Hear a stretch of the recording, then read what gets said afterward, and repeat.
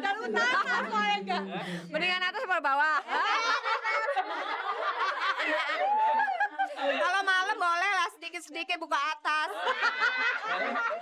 Kalau pagi buka bawah mandi. Kita beralih ke rambut mereka. Plus masih ada dolar juga karena dapat dana dari Hubert Walls Fund $1.600. Untuk ukuran film, uang segitu tidak besar. Tapi dikatakan Mira Lesmana, saat ini yang dicarinya bukan uang.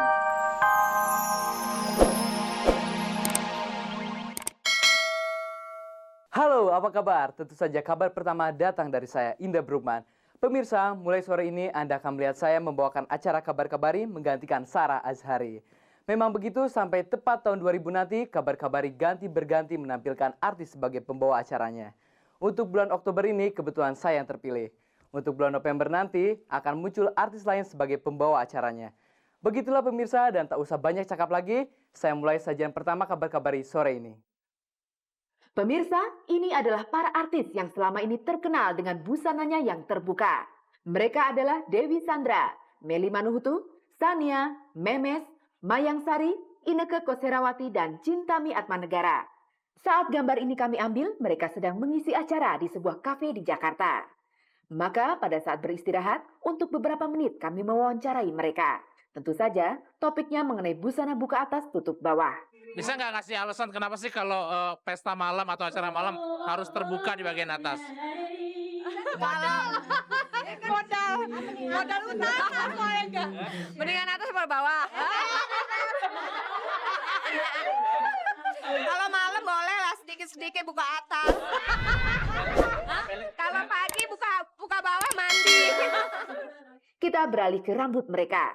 Rambut Dewi Sandra yang basah dan rambut Melly Manuhutu yang merah. Menurut Chintami Atmanegara, dandanan rambut juga menjadi ciri khas masing-masing.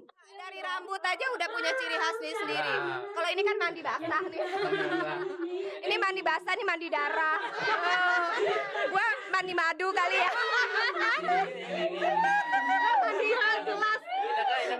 Ini ke mandi apa sih? Sayang sekali pemirsa, orang-orang ini harus tampil di panggung lagi. Kami tak bisa lebih lanjut ngobrol dengan mereka. Tapi yang jelas, begitulah kalau artis-artis bertemu.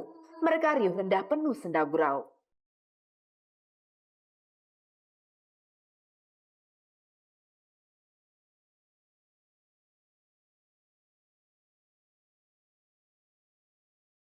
Pemirsa, sajian pembuka kami ini memang bertema pakaian. Dari pakaian para artis yang terbuka di bagian atasnya tadi, kita beralih ke pakaian serba putih yang selalu menempel di tubuh Remy Silado. Dari dulu sampai sekarang ia konsisten menggunakan pakaian putih-putih. Kemarin ia mengenakan pakaian putih. Hari ini mengenakan pakaian putih pula. Dan besok pun ia akan memakai pakaian putih. Itulah Remy Silado, seniman yang dikenal sebagai pengamat musik, pekerja teater, dan terakhir juga main sinetron. Serta menggeluti berbagai cabang kesenian lainnya, termasuk seni lukis. Saya memang buta warna gitu tuh, jadi nggak tahu warna lain gitu, hanya ngertinya putih aja gitu. Pemirsa, Anda jangan percaya kata-kata Remy Silado barusan. Ia bercanda saja mengenai buta warna itu. Yang jelas, ia menyukai pakaian putih-putih, termasuk sepatunya. Di lemarinya seluruh pakaiannya berwarna putih. Semuanya memang putih, iya. Jadi nggak ada lain gitu. Yang warna lain-lain itu hanya dipakai untuk jadi peran tertentu aja gitu. Kalau di film barangkali ada peran tertentu ya berwarna-warni lah gitu. Tapi kalau sehari-harinya memang putih. Sekarang lihatlah barang-barang yang menyertai Remy Silado. Handphone dan cincinnya juga berwarna putih. Termasuk putih, ya kan, putih. Itu susah nggak sih mungkin hunting barang-barang putih? Enggak juga, jadi memang dicari sampai ketemu. Kalau teleponnya hitam ya dibikin jadi putih. Handphone warna putih diakui Remy sulit dicari. Tapi ada saja caranya untuk membuatnya putih. Kalau nggak ada yang putih ya dibikin putih gitu. Dicat. Kegilaannya pada warna serba putih ini sudah muncul sejak SMP. Itu artinya sejak akhir tahun 50-an atau awal 60-an. Dan anehnya jarang sekali terlihat pakaian putih itu kotor. Mungkin orang suka takut ya pakai baju putih karena cepat kotor atau gimana? Saya enggak tuh. Jadi otomatis tahu bahwa duduk di lantai juga nggak kotor gitu. Kalau kotor terpaksa ganti langsung.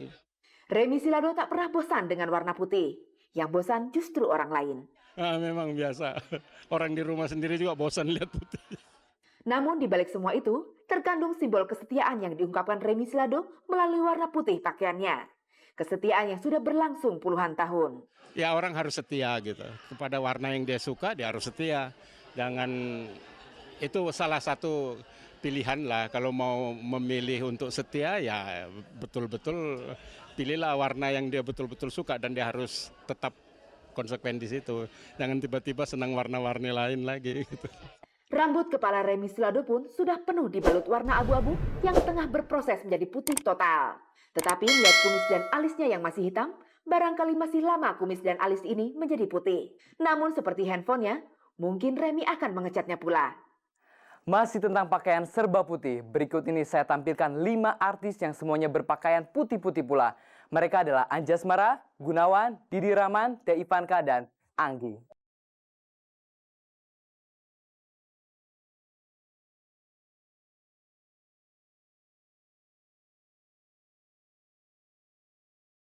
Pemirsa, Anda masih bersama Kabar Kabari dan saya Indra Brugman sampai 4:30 nanti. Berikut ini kabar dari Mira Lesmana, salah satu sutradara film Kuldesak itu. Merasa senang juga karena filmnya telah menghasilkan uang meskipun masih sedikit. Di sejumlah kota besar di Indonesia, film Kuldesak telah diputar. Ini sebuah film yang disutradari oleh 4 anak muda sekaligus, yakni Nen Agnes, Rizal Matovani, Riri, dan Mira Lesmana. Sebagaimana setiap film, tentu mengalami cercaan tapi juga pujian. Demikian pula dengan film Kuldesak. Banyak cercaan atau kritik diterimanya, tapi tak kurang pula pujian datang kepadanya. Setidaknya film ini ditonton orang. Mira Lesmana punya datanya. Penontonnya lumayan ya, kita dapat 100.000 lebih penonton selama kita putar. Walaupun ini juga belum selesai, kita akan putar lagi nanti di daerah-daerah lain. Lumayan, kita juga mendapatkan penghasilan. Dan itu yang ingin sekali kita bicarakan dengan teman-teman, kira-kira enaknya kita apakan uang ini, karena memang dari pertama kita sudah membuat komitmen bahwa uang ini tidak buat kita, tapi buat sesuatu yang bisa membantu perfilman. Bentuknya bagaimana kita masih belum tahu. Film ini hanya mempunyai 3 kopi. Dengan 3 kopi ini, Mira Lesmana dan kawan-kawan membawanya keliling untuk diputar di bioskop-bioskop di berbagai kota di Indonesia. Seperti dikatakannya tadi, sejauh ini Kuldesak telah ditonton oleh 100.000 orang lebih.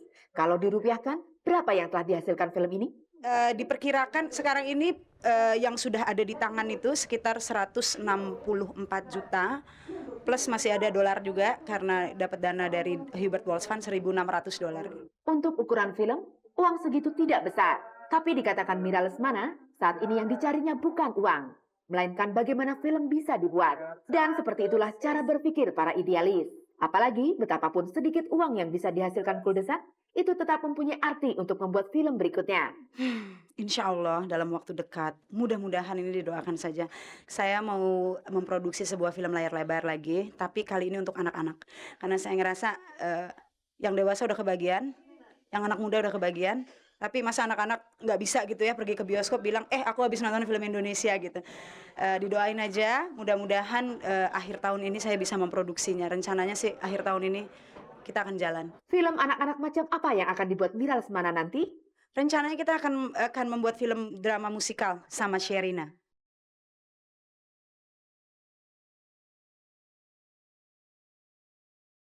Pemirsa, berikut ini sebuah pengumuman dari Asosiasi Industri Rekaman Indonesia. Dengarlah pengumuman ini, karena kalau Anda mau, Anda bisa memperoleh 10 juta rupiah tanpa kerja keras. Pemirsa, Anda ingin memperoleh rezeki nomplok sekaligus membantu memerangi pembajakan CD atau VCD? Kalau begitu, dengarlah pengumuman berikut ini. Kami akan memberikan suatu penghargaan kepada mereka-mereka yang bersedia memberikan informasi suatu lokasi pabrik CD, VCD yang memproduksi produksi ilegal. Untuk itu, mereka yang akan memberikan informasi kepada kami, akan kami berikan suatu imbalan, yaitu untuk satu pabrik yang ditemukan memproduksi produk ilegal, kami menyediakan hadiah sebesar 10 juta. Anda dengar barusan, itulah pengumuman dari Imam Supeno, seorang pengurus ASIRI atau Asosiasi Industri Rekaman Indonesia.